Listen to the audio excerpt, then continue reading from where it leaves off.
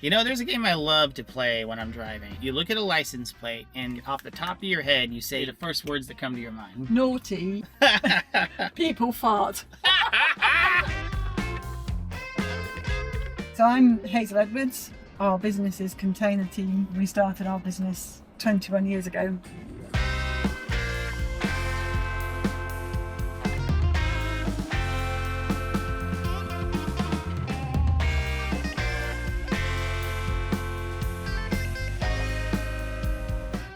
Well, hey, thank you for joining me in this little drive here. Tell me about yourself. Like, who are you? What's your business? And like, what do you do in that business?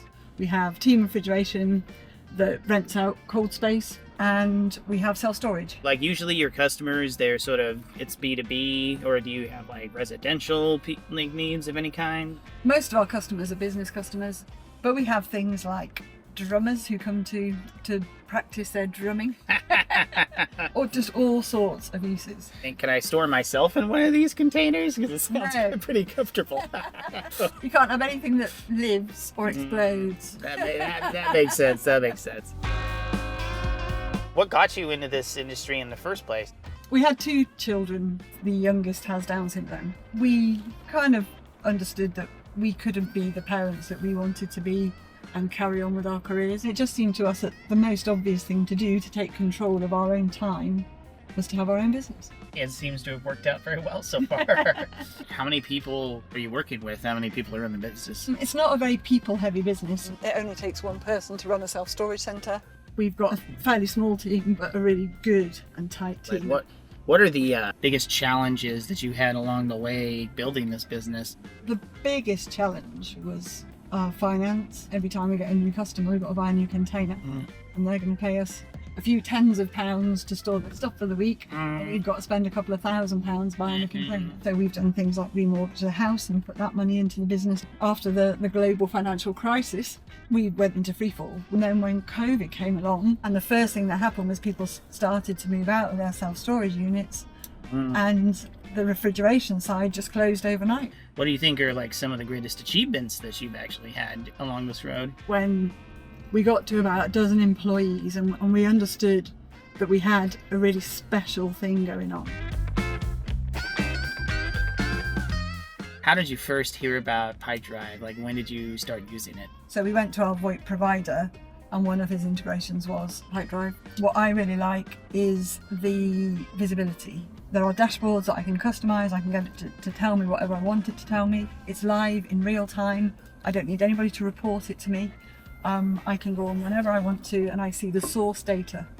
I know exactly what's going on with the business. What have been some of the things that just like really kept you going when the going got tough? One of them is this little fella here. The dog. Not the real dog, obviously. We had a dog, and we used to take him to work with us, walking the dog on the beach every lunchtime, just getting out for half an hour with some fresh air was a really good thing for us to do. So we got our own mascot, and he's like chilling in the back right there, Steffi. He's having a fine time out there. Yes, he is. I think you got more stuff there?